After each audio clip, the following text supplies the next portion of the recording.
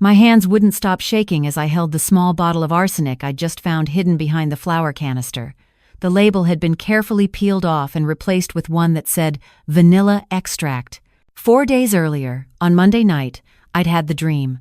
Tom, my late husband, appeared to me as clearly as if he'd never left this world.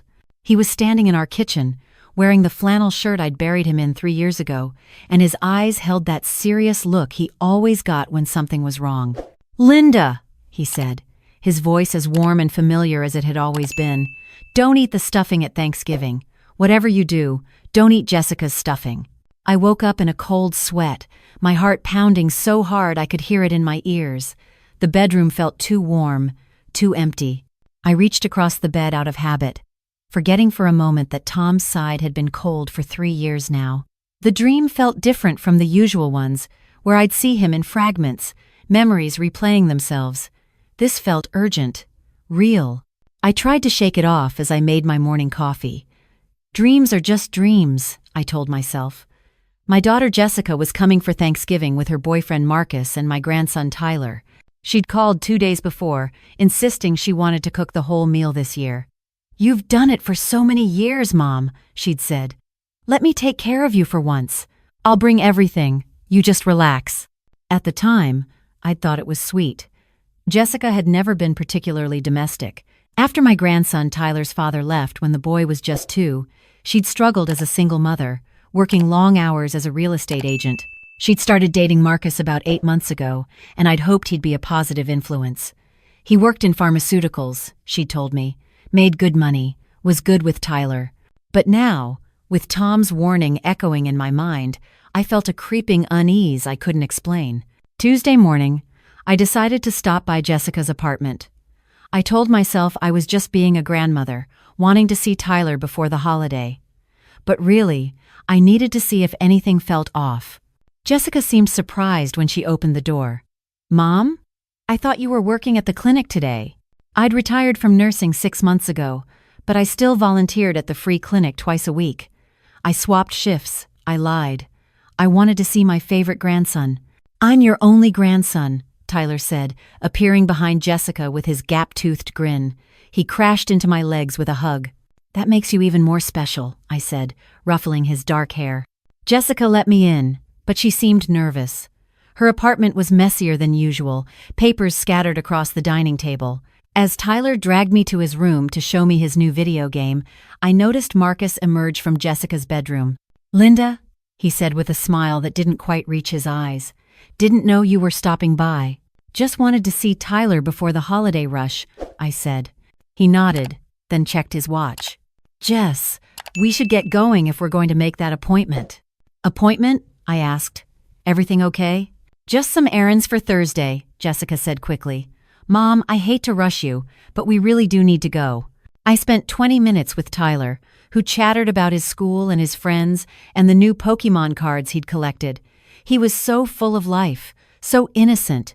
As I prepared to leave, he hugged me tight and said, "I can't wait for Thanksgiving, Grandma. Mom says we're having a special dinner." "Special dinner?" I asked. "Yeah. She and Marcus have been practicing cooking something all week. They won't let me see." My stomach tightened. I kissed his forehead and left, but Tom's warning kept replaying in my mind. "Don't eat the stuffing. Don't eat Jessica's stuffing." That evening, I couldn't settle. I kept thinking about Jessica's nervousness, Marcus's false smile, the secretive appointment. I told myself I was being paranoid. But then I remembered something Tom used to say when he was alive. "Your instincts are usually right, Lynn. You've seen enough in your nursing career to know when something's off." Wednesday morning, I did something I'm not proud of. I used the spare key I still had to Jessica's apartment. I waited until I knew she'd be showing houses, and Marcus would be at work. Tyler would be at school. My heart hammered as I let myself in. The apartment was quiet, almost too quiet. I felt like an intruder in my own daughter's home, but I couldn't shake the feeling that something was very wrong. I started in the kitchen. In the pantry, I found shopping bags filled with Thanksgiving ingredients: turkey, potatoes, green beans, cranberries, and there, in a separate bag, were the ingredients for stuffing: bread, cubes, celery, onions, sage, chicken broth. Nothing seemed unusual. I was about to leave when I noticed Jessica's laptop open on the dining table. I knew I shouldn't look, but Tom's face flashed in my mind, his urgent warning. I woke the screen. Her email was open. The most recent thread made my blood run cold. It was between Jessica and Marcus, dated from 2 weeks ago. The subject line read, "The plan." Marcus had written, "I've done the research. Arsenic is perfect. Tasteless, and in someone her age with her medical history, they'll assume heart failure. Just like her husband."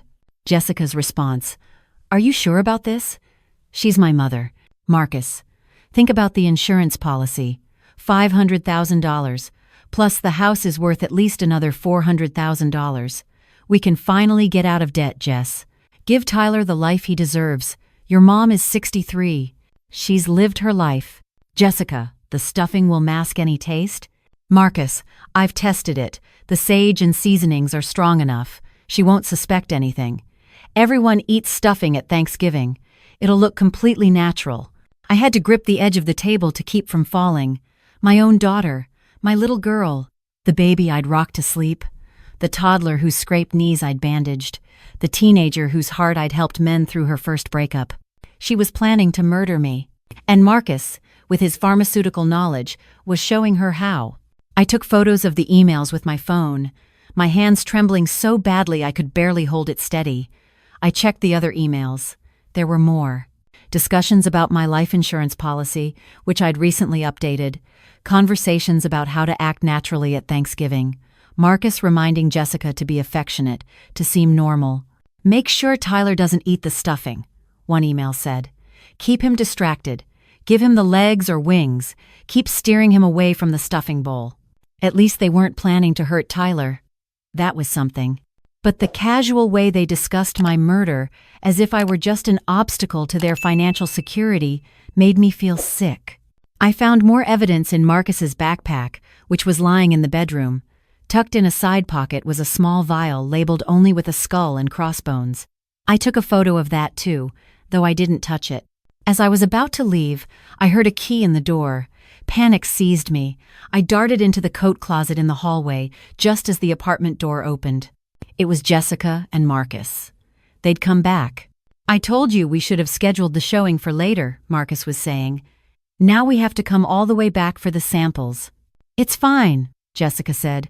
"We'll just grab them and go. Mom would never suspect anything anyway. She thinks I'm incapable of planning a meal, let alone anything else." Through the crack in the closet door, I watched Marcus go into the bedroom. He emerged a moment later with the backpack I'd just been looking through. "Everything's ready for tomorrow," he said. "I'll add it to the stuffing right before we serve. It dissolves completely. She'll never know." Jessica's voice was quieter. "What if Tyler wants to try it?" "You keep him away from it like we discussed. Make him a special plate with just turkey and potatoes. Tell him the stuffing is for adults. It's too spicy for kids or something. He's 8. He'll believe anything." "And you're sure it'll work?" "Sure they won't." "Won't be able to tell?" "Jess, I've researched this for months. At her age, with her husband dying of a heart attack just 3 years ago, everyone will assume genetics. Sudden cardiac death runs in families. The coroner won't even think to test for poison. We'll be the grieving daughter and supportive boyfriend. We'll have Tyler to comfort. No one will suspect a thing." "Okay," Jessica said, her voice so soft I barely heard it. "Okay, tomorrow then." They left a few minutes later. I waited in that closet for a full 10 minutes after I heard the door close, my heart pounding so hard I thought I might actually have the heart attack they were trying to fake. When I finally left the apartment, my mind was reeling. My daughter was going to kill me, for money, for a life insurance policy and a house. With the help of her boyfriend, she was planning to poison me at Thanksgiving dinner in front of my 8-year-old grandson. I drove home in a daze. Once there, I sat in my car in the driveway for nearly an hour, just trying to process it all. Tom had tried to warn me. Even from beyond death, he'd known. He'd seen what Jessica was planning, and he'd come to me in a dream to save me. Part of me wanted to believe I'd misunderstood. Maybe the emails were some kind of sick joke. Maybe I'd read them wrong. But I'd taken photos. I had proof. And I'd heard them with my own ears, discussing my murder as casually as people might discuss holiday travel plans. I thought about going to the police right then. But I knew how it would sound. My daughter is trying to poison me based on emails and a dream I had. They might think I was a paranoid old woman. They might think I'd misunderstood. And Jessica would be warned. She'd destroy the evidence, and I'd be left looking foolish, having destroyed my relationship with my daughter and grandson over nothing. No, I needed undeniable proof. I needed them to reveal themselves in a way that couldn't be disputed. That's when I remembered Officer Sarah Chen, a young woman I'd met at the clinic where I volunteered. She'd brought in a domestic violence victim, and we'd talked afterward about the difficulty of building cases when victims were too scared to come forward. She'd given me her card and told me if I ever saw anything concerning in my work, I should call her. I called her that evening. I explained everything. The dream, the emails, the overheard conversation, the vial of poison. I sent her the photos. "Mrs. Morrison," she said after a long silence, "this is serious. But you're right that we need more. Email can be explained away as dark jokes or creative writing, and you obtained it by entering without permission. We need them to incriminate themselves on record, with clear intent. What do you suggest? Are you willing to go through with Thanksgiving? To wear a wire?" The thought terrified me. Sitting at my own dining table, with my daughter and her boyfriend planning to kill me, acting normal while recording their confession. But what choice did I have? "I'll do it," I said. Thursday morning, Thanksgiving Day, Officer Chen came to my house early. She was in plain clothes, and she installed a small recording device under my collar. It was so tiny I could barely feel it.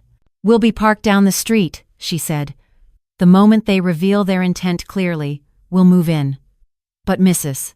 Morrison, if at any point you feel unsafe, you say the word cranberries loudly, and we'll come in immediately. Don't eat anything they serve you. Find an excuse.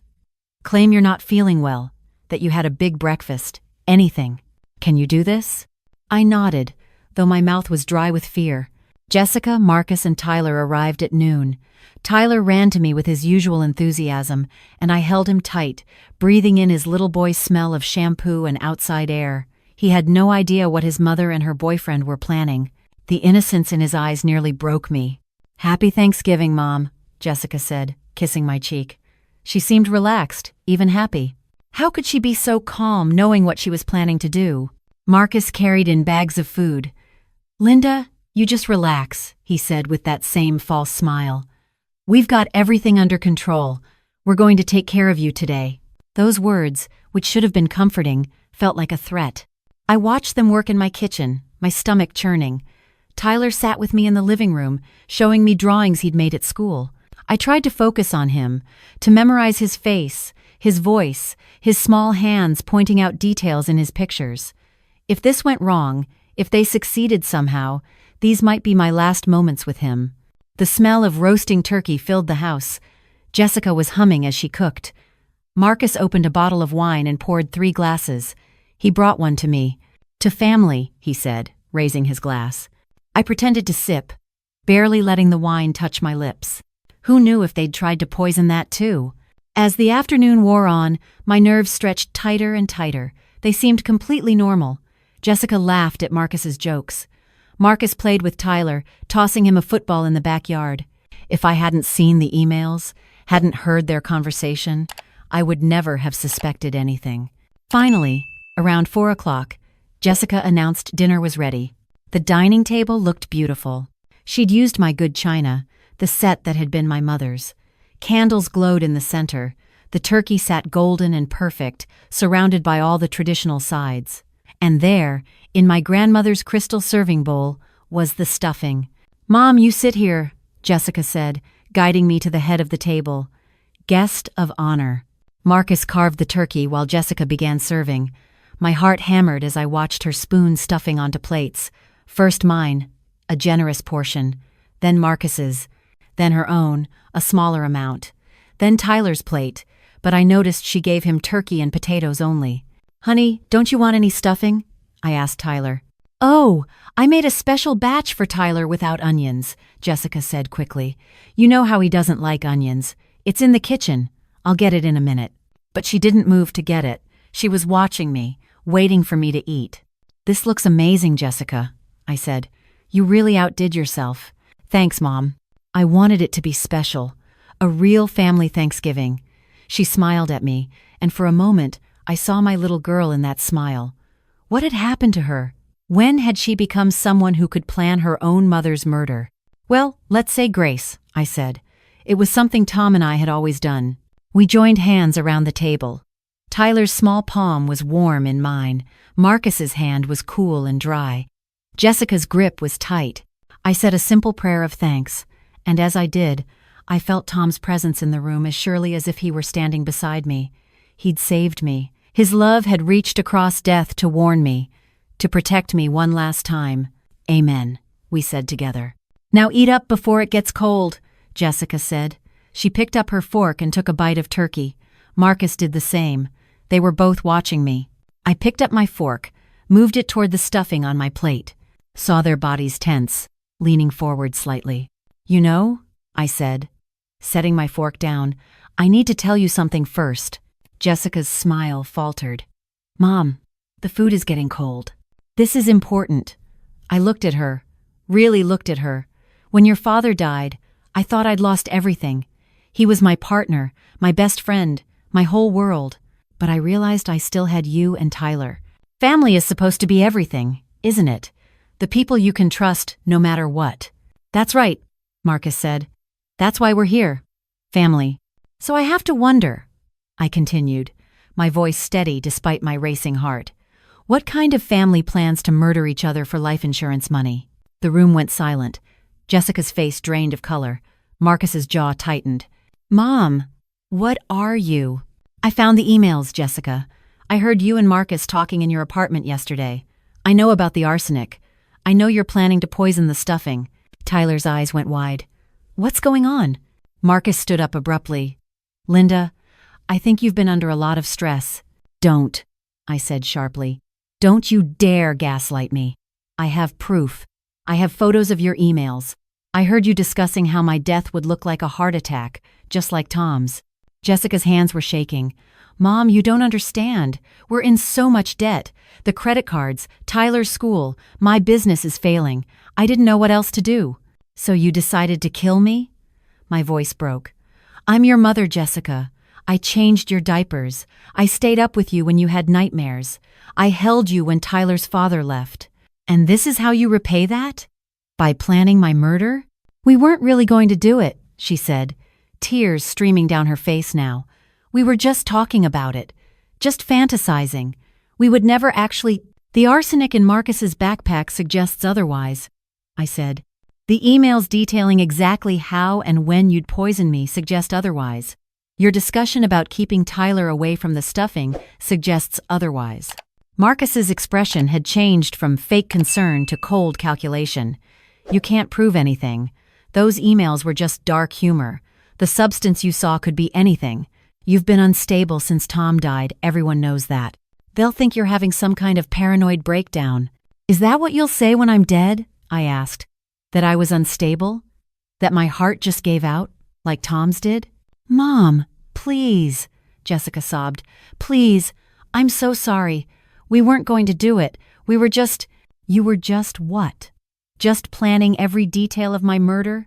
Just discussing how to avoid detection? Just making sure your son didn't accidentally eat the poison stuffing meant for his grandmother? Tyler started crying. I want to go home. Grandma, I'm scared. My heart broke for him. This wasn't his fault. He was just a child caught in his mother's terrible choices. It's okay, sweetheart, I said gently. You're safe. I would never let anything happen to you. Marcus moved suddenly, reaching across the table. For a terrifying moment, I thought he was reaching for me. Instead, he grabbed the bowl of stuffing. There's nothing wrong with this stuffing, he said, his voice tight with anger. If you're so convinced, test it. You'll find it's completely normal. You're just a crazy old woman who's been alone too long. That's the thing about arsenic, I said. It's tasteless, odorless, but it's also testable. The police will find it easily enough. Marcus's face changed. The police? Cranberries, I said clearly. Within seconds, my front door burst open. Officer Chen and 3 other officers rushed in, weapons drawn. Police! Everyone stay where you are!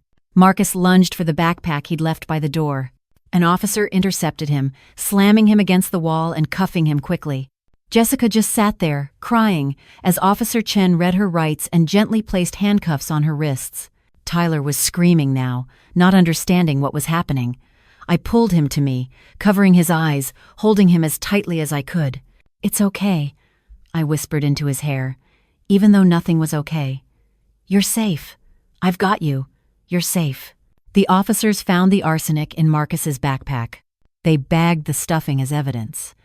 Officer Chen told me later that laboratory tests confirmed the stuffing contained enough arsenic to kill an adult within hours. Marcus had planned it precisely, using his pharmaceutical knowledge to calculate a lethal dose that would cause what seemed like sudden cardiac arrest. The emails, combined with the physical evidence and my recorded testimony from the dinner conversation, were more than enough to charge both of them with attempted murder and conspiracy to commit murder. Tyler went to stay with Jessica's ex-husband's parents that night. They were good people, and they'd always loved their grandson. Social services would work out long-term custody, but for now, he needed stability and people who weren't in jail. I stood in my kitchen after everyone had left, looking at the Thanksgiving dinner that had never been eaten, the beautiful table Jessica had set, the food she'd prepared, the stuffing that was meant to kill me. I cleaned it all up, threw it all away, washed the dishes, scrubbed the table, tried to erase the evidence of what had almost happened. That night, I dreamed of Tom again. He was standing in our bedroom, smiling that gentle smile I'd loved for 38 years. "Thank you," I whispered. "You saved my life." "I'll always protect you, Lynn," he said. "Always." When I woke up, my pillow was wet with tears, but I felt strangely peaceful. Tom had reached across death itself to save me. Love like that doesn't end. It transcends everything, even the grave. Jessica and Marcus are in prison now, awaiting trial. The prosecutor tells me they're likely to face 15 to 20 years. Jessica's lawyer is arguing that Marcus manipulated her, that she was in an abusive relationship and under his psychological control. Maybe that's true. Maybe she really was coerced. But she still wrote those emails. She still agreed to the plan. She still watched me that Thanksgiving, waiting for me to eat the poisoned stuffing. I don't know if I'll ever forgive her. Right now, I can't even look at her picture without feeling sick. My own daughter wanted me dead. But I am fighting for Tyler. I've filed for custody. Jessica's ex-husband is supportive. He knows I'm the best chance for Tyler to have a stable home. The boy has been through enough. He doesn't need to lose his grandmother, too. Last week, I visited Tom's grave. I brought flowers, his favorite chrysanthemums, and I sat on the grass beside his headstone. "I listened to you," I said. "I trusted the warning. You saved me, Tom." The wind picked up, rustling the leaves of the oak tree that shaded his grave. I'd like to think it was him, acknowledging he'd heard me. People ask me how I'm doing, how I'm coping with the betrayal, with almost being murdered by my own child. The truth is, some days I'm not fine at all. Some days I can barely get out of bed. The nightmares are constant. I see Jessica's face, her smile as she served me that poisoned stuffing. I see Marcus's cold calculation. I hear their casual discussion of my death. But I'm alive. That's what matters. I'm here for Tyler, who needs me now more than ever. I'm here because Tom loved me enough to warn me, even from beyond death. I'm here because I trusted my instincts, because I had the courage to investigate when something felt wrong. I volunteer at the clinic still, but I've started leading a support group for people who've experienced betrayal by family members. There are more of us than you'd think. People whose children stole from them, whose spouses tried to harm them, whose siblings turned against them. We share our stories. We heal together, slowly. And every night before I sleep, I talk to Tom. I tell him about my day, about Tyler, about the small victories and the hard moments.